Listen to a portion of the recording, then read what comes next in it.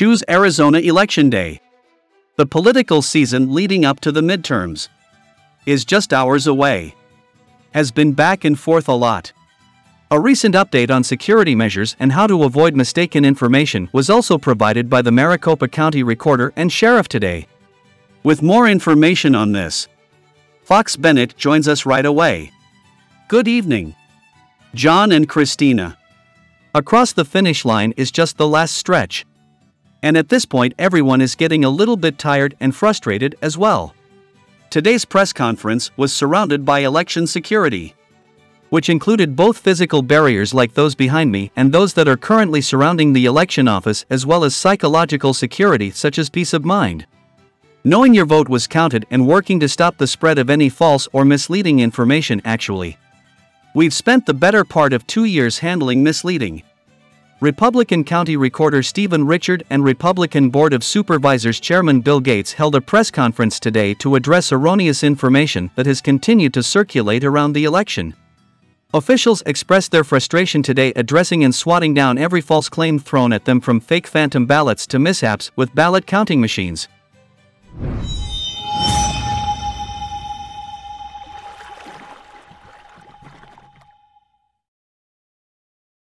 False claims that election workers are rigging votes where people are somehow voting mo.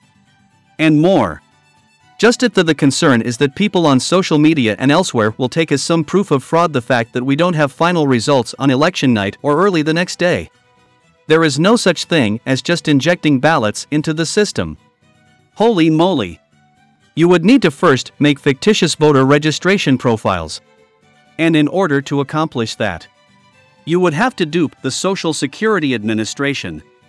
Only registered voters are allowed to vote. And there can never be more votes than registered voters. However, since the 2020 election, security has tripled, and Sheriff Paul Penzone has declared that threats from voters and candidates would not be tolerated. All eyes are on Arizona. Your language matters. Additionally, if you use words that suggest violence, the criminal reports will contain a list of you. Additionally, the sheriff's office is set up for physical threats. Right now, the elections office seems more like a prison than a place for democracy. I don't currently have any patience. Since I've been in business for more than 3 decades, I never imagined that we would be installing physical barriers like fence lines and barbed wire. Anyone out there who has the intent to dispute this attempt to generate fear, /us intimidate good people trying to help this process, both men and women, you will need to go through us in order to get there. And it won't happen under our watch. A few useful advice for tomorrow. Voting begins at 6 a.m. Do not mail in an early ballot if you have one. You must place it in a ballot box by 7 p.m. The first batch of results will be released around an hour later, at either 8 p.m. or later. And we might not have them say the most or near the end of those results. They estimate that 95% of them will be cast by Friday at the latest.